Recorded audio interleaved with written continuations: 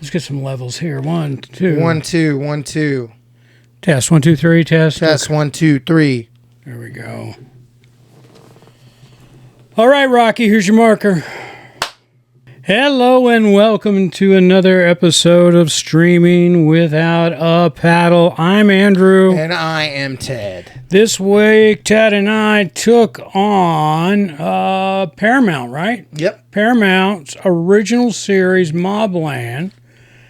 What a cast! It's got Tom Hardy in it. It's his vehicle. He's the primary in it. Pierce Brosnan, Helen Mirren, Paddy Considine. He is so good. Yes, he is. He is in one of my favorite movies called Dead Man's Shoes. He is a phenomenal actor. A lot of Americans don't know him because he primarily does British stuff and Irish stuff. He is one of the best actors alive. Well, I think most people would probably know him from his role as the king in House of Dragons. Okay. Yeah. So, season 1, season 2. I think he's in a couple of episodes before he croaks. But anyway, he plays the king there. Those are the real principals in this. Am I missing somebody? No, that's Anson Boone is one of the principals. Yeah, Anson Boone is. I guess we better throw in Jeff Bell as well because he plays Richie, the opposing. And as you can tell by the title, MobLand. Yeah, it's a British version of The Sopranos. Can I say that? Yeah, I mean, I think if you were to describe this, it's Tom Hardy is Pierce Brosnan's second in command main person, and Pierce Brosnan is sort of losing it a bit. Yes, and so is his wife. Yeah, his stage wife Helen Mirren, Maeve. This is. Oh, I guess the most important thing to tell about this is a Guy Richie banger. That's all. I mean, you can sit here and call out all these names you want to, but as soon as I think you say Guy Ritchie's behind this, he directed the first 2 episodes and he's one of the executive producers. If you like Lock, Stock, and Two Smoking Barrels, or any real Guy Ritchie film, Snatch, any of that, this is straight up your alley. This is wonderful. This is amazing. I love Guy Ritchie stuff, all of it.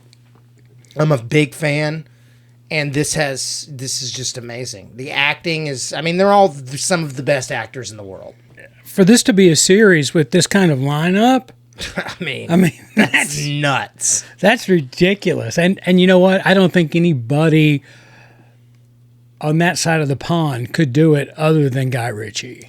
I mean, he could. It's like Spielberg or Quentin Tarantino maybe over here assembling a cast for a series, right? Or Lucas. Yeah. But, I don't think anybody over in Europe could put this team together. I don't think so. I mean, unless it, Guy Ritchie behind it. I mean, I don't have to me, there's nothing negative whatsoever to say about this show. I think it's absolutely, the only thing my wife watched it with me and she was like, they don't really tell you who the people are. You have to really pay attention. And I was like, yeah, that's the point. And there's no problem paying attention to it because there are 2 episodes have dropped. Every new episode drops on Sundays on Paramount Plus. There are 10 episodes, so we've got 8 left in the chute. And they're running about an hour long. Yeah. I just can't say how. I really, and we'll get to scores here, but I really enjoyed this series, and because I think it's just so refreshing to see something that's not American. Yeah, I've said it before. I mean, we recently watched. Picture This was a romantic comedy, which was a European deal, and there was something else just escaping me off the top of my head. I don't know if we reviewed it or it was something that I, watched on the extracurricular. But it's just there's such a difference in British film and television making than there is here. I mean, so Ted, you want to tell our audience, I mean, a little synopsis about what this series is seeming to evolve into? Because you never know. It's a series. Okay, so Pierce Brosnan's son is kind of a loose cannon, and he hangs out with the other mob boss, Richie's son. And then one night, Richie's son goes missing, and then this is, so far in the series, is about them trying to get together to find the kid. To find the kid that went missing. And Tom Hardy is kind of the puppet master of everybody. Yeah, he's the man in the middle between the two families, that's for sure. And you know, and the loose screw here is, you know, the nut son of Pierce Brosnan's character, Who's also in Maryland, Helen Mirren. He's also seemingly Pierce Brosnan. Grandson. I'm Pierce sorry, Brosnan grandson. is Patty Constantine's son. Pierce Right. Brosnan is also seemingly losing his screws. Yeah, I mean the kid, the grandkid, he's got some mental issues. He really does. So, well, and you know, I don't think it's a spoiler to say that, you know, that he's the reason the two families are at each other's throat in this series. Yes. And that would be Richie's family and well, Jeff Bell, he plays Richie, and Pierce Brosnan's family. Both of them are the heads of the family. I honestly thought during the first episode, I was like, Pierce Brosnan is not great in this. And then as it kept going, I was like, oh, nobody is. Oh, he is. I see what's happening here. He was great. That scene when he was out there talking to Tom Hardy and his waiters. Yeah. I was like, there it is. Okay, I was wrong. Yeah. I was wrong. Did you not think that during that first scene? I was like, this seems like he's doing something weird. Well, you know, the thing that I think is interesting, that when you get to Pierce Brosnan's character, I understand what you're talking about, and I agree with you wholeheartedly. The problem I'm having, and I'm now playing a game with it, is his accent. It's so crazy. I mean, because it's not the Pierce Brosnan's accent that we know he's English, but he's really laying it on heavy Irish. And he's Irish. And yeah, all right, he's Irish, but he's same. Yes, I get. He's British. Yeah, and you know, but he's really throwing down a heavy layer of the Brit or the Irish accent in this, and sometimes it's really funny because I'm like I said, I'm starting to play a game with it, is because sometimes it goes away and sometimes it doesn't. Yeah. You know, it's the almond joy and mounds of accents. Of accents. Exactly. And I would say Tom Hardy is so good, but he's also just so understated in this. Like, he can be so terrifying by just talking. Yeah. Like, there's a great scene where he goes to get some footage because the son had stabbed somebody. And he's talking to these guys about, I'm going to need the footage, but he's being, like, really nice. And then this enforcer guy kind of gets up and he goes, no, you sit back down. Yeah. And it's just, the whole scene, he's just like, no, this is me at a 1. Yeah. Do you want me to go to a 6? Yeah. That whole scene is my favorite scene so far. I was like, yeah.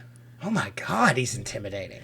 Yeah, I really, really like Tom Hardy as an actor, and I'm not a big fan of the Venom series and those things, but what really put me on the Tom Hardy boat was I'm a big fan, and I just so enjoyed Peaky Blinders, and he plays Alfie Solomon in that series, and he's just ridiculously good playing, you know, basically an Irish Jewish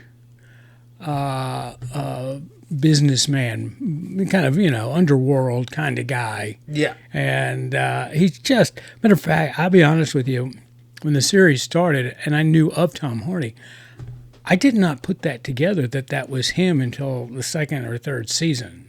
He's I was just like, holy crap, because he's really that good, and he's a beast. he is. He really, really is. And he could kick our butt in real life because he's like a black belt in jiu-jitsu and does tournaments and stuff. Well, what's really funny? He's really gotten, and we all have. I mean, he's gotten thick. I mean, he's a big guy now, and I'm not saying he's fat by any means. He's bulked up. I mean, he's muscle. Because he does jiu-jitsu. He competes in the world jiu-jitsu games. Well, I follow him on Instagram. Every photo is just him at jiu-jitsu, just being jacked. He is huge. I mean, he's thick. That's what I meant by that. Well, he's also about 5'8". But he was jacked like this in what do you call it? Warrior. I don't know if I saw that. That's a great movie. Not MMA movie. Oh, well, then I'm sure I didn't. You should watch it. It's really good. I have a thing with MMA. A buddy of mine was involved with an MMA organization, and they brought a fight to Tennessee. It was over in Knoxville, so I ran over to see him and went to and that was the first experience I've ever had with MMA. And it was one of those things. I mean, I've dealt with wrestling and all that before. I get it. I get that. But MMA was just a different beast. It's a lot. It was. So I'm not going to say I don't like it, but I don't tune into it. So Warrior. Yeah. The last time Nick Nolte was nominated for an Oscar, it was for Warrior. Oh, okay. It's a wonderful movie that you should see because it's about that. It's that much about MMA. It's about these two brothers, and their father was a drunk, and Tom Hardy was this like world-class high school wrestler, and his mom ran away from the dad, and he went with her, and the other son stayed and kind of weathered the storm, and now it's like been 15 years. The mother's died, and the son shows back up, and Nick Nolte's been sober for 7 years. He's a completely different person, but he had nothing to do with his brother and anything. And then there's this big MMA tournament, and Tom Hardy, you find out, went AWOL from the military, but he saved somebody when he was going AWOL. And so he's going to, go to jail at the end of this big MMA tournament, and his brother and him both make the tournament. Then they have to fight each other for the end. And it's so, so good. All right. So we're not really reviewing Warrior here. Warrior. That was a very in-depth synopsis. Warrior is a straight up 88. Straight up. Okay. We're reviewing MobLand, but there's only 2 episodes. Oh. Well, I tell you what, the acting in this is just phenomenal. Now, if you're not familiar with Guy Richie, Google him and see what he was. He was before this. I think everything's pretty much caught my eye that he's done, but I was really blown away by The Gentleman. That was pretty good. That was a movie first, and then they turned it into a series, and I thought it too was just absolutely ridiculously wonderful. So when I was watching this, I was like, all right, am I missing the prequel movie to this series like he did with Gentleman? And I think that's where they screwed up. I really, unless they're thinking at the end of this that they're going to make a movie with Tom as the lead in it. I don't know. Maybe he takes over both families. I don't know. But we'll see. Yeah, I don't know. But the quality of this is just, it's movie worthy. Oh yeah. We're just 2 episodes in, and I'm thinking to myself, they really screwed up. This should have been a theatrical first, and then a series before. Like The Penguin. Yeah, that could have been. Because they did The Penguin and then the movie, and then The Penguin the series with Colin Farrell. Which, anyway. That's why I think they kind of screwed up, because this is I think going to turn out to be a long form movie. That's what it is. Because the first 2 episodes, the way it's shot, the acting in it, the story development, it's no different than you would find in a motion picture. He's shooting this like a really long film. I think that's the way that things are going to go. Well, I'm excited for it. Then I wish they would have dropped more than one a week. I mean, I could really dive into 2 episodes of this. Here's my concern going forward with this. Guy Richie, again, he didn't write it, but he is the executive producer, and he did direct the first 2 episodes. And my understanding and my research done is he's done now directing. So it could fall off. The next 8 episodes, I think, break down with 3 other directors amongst them. So we'll see. We'll see. I think that's potentially a downfall of this. But getting to that too, the dialogue in here, while the storytelling is great from the sense of where the action leads us, and maybe it's just lost in interpretation for me because of it being a British project versus an American one here, but the dialogue seems a little weak. I mean, there's some scenes in there that it just, and I can't do a big heavy Irish accent, but hello, son. Put a hole in him. Why would you put a hole in him? Because I put a hole in him. I mean, they go back for 2 minutes talking about putting a hole in him. Do you think he was a knock? No, I don't think he was a knock. I don't know. Yeah, I mean, it's very. I mean, the dialogue is, is that way. And recently we watched a movie, or I did, or something, where I commented on the fact that, I did a short on it. It was a counterattack, right? It was like a narco kind of movie, but the dialogue in it, it's a Mexican film. And all the dialogue is in Spanish, Mexican, whatever. And they overdubbed it in English. You hate that, don't you? And it was like watching a kung fu movie back in the 70s, and the overdubbing. But the story was so compelling that it didn't matter the stupid dialogue, the translation. Yeah. Because the action in it was great, the storyline was great, and you didn't really need the dialogue to explain to you what was going on. I mean, and this series is like that, but the dialogue is nowhere near as bad as it was in that, because one, they're actually speaking our language. Yeah.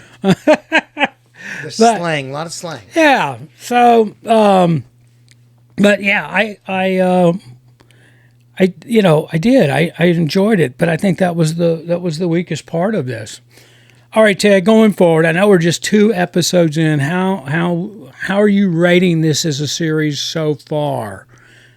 And again, I want to preference the audience, at least on my end. Rating a movie is one thing, where rating a series is a little different. And because I hold movies to, I think, a higher bar than I do scripted television. Yeah, I would say so far, for me, this is like a 91. Yeah. For so far. Now, I could jump the shark, but right now it's a strong 9.1. That was a Fonzie reference for our older people that listen. Our Gen Xers that don't know Happy Days. So, because they don't, that was, hey, that's right. All right, I'm giving this an 8.7, an 8.7 out of the gate. I think that's a strong number for a television series. And I would probably, if the first 2 episodes were a movie, my score would have been a little lower. But yeah, because they wouldn't have ended. What? It wouldn't have had an ending. It would have just been like, here we go. Well, I'm just saying, I think movie productions and such are at a higher bar than a television series. At least I look at movies, and I think actors probably do too. I think they... movies are at a higher standard. Yeah, it's like... he's jumped from television to movies. Well, Can we still go eat with him? The goal I don't think it is anymore, was to do movies. Round. So That's like the most fun thing is to do a movie. well, I remember watching a few years back at Ryan Reynolds and Rob McElhaney. Oh yeah, their soccer thing. Yeah, their soccer show, and they were telling the story of how they came to buy the team, and it was McElhaney. That's his name, right, Rob? Yeah, Rob McElhaney. Yeah, McElhaney. He got involved with it first, and then he brought Ryan Reynolds in. And he made the comment, and he goes, I just make TV money. He's got movie money. He does. So that I think sums it up pretty much right there. Yep. What I'm saying. I'm excited for it. I'm just a little concerned that now that Guy Richie has bowed out as a director after the first 2 episodes. But then again, I ran track in high school, and our fastest runner, Wendell, was the number 1 man on the relay, and I was the second fastest guy, and I was the number 4 man. So, that's that they put their fastest, bestest guy up first, and Guy Richie, and he Well, let's killed see. it. It's a pretty big budget. I'm just going to guess because they got car chases in it, and it looks like a movie. It really does. So I'm very surprised about that. Funny story, but it's a good story. I read, and I don't know if it's true or not, but I read online doing my research on this that every location's manager's nightmare came true on this movie, and that was that twice, not once, but twice during the production of this movie, they had people come to the set and steal equipment. So they didn't learn a lesson the first time, and they came back for a second helping. That's funny. Yeah, I know, right? So, and the other thing was that apparently it ran out of money, and some of the crew didn't get paid. And when Tom Hardy found out about it, according to this article, he stepped up to pay their salaries. So kudos to, that's awesome. Awesome. That's a big deal. That's a cool dude. Yeah, that there you go. That really sums up who this guy is in his heart. I know he serves as not only the star of this, but he's one of the producers of this, executive producers of it. But we all know how that goes. Mm-hmm. He's not really if you're following the Blake Lively and Josh, I forget his last name, saga. Actors get producers credits that just aren't producers. So, and I can't comment. Tom might have been a very active producer on this series, but either way, he stepped up. So. All right. Again, the series is MobLand, and it's on Paramount Plus. Episodes running about an hour long. Mm-hmm. So I don't think I said that before. I'm a watch, Ted. I'm a watch. I'm gonna finish the whole thing. I'm a get involved with this thing, and I really hope that this, if it continues down this path, that there's actually a 2 hour or hour and 45 minute theatrical version of this. I really do, because they'll have more money. They'll be able to step up the car chases and a few of the more elaborate scenes, as you would. I'm not saying that they skimped on these, because they didn't, but it'll give it that finishing touch. All right, everybody, again, really appreciate you all subscribing to not only the podcast on whatever platform you listen to it, but going over to YouTube and hitting our channel subscribe button. That's awesome. What's that? I was just giving it the point up to our fans. Oh, yeah, there you go. We really appreciate it. So till next week, I'm Andrew. And I'm Ted. You've been listening to the podcast Streaming Without a Paddle, your weekly What's Streaming movie and series review show.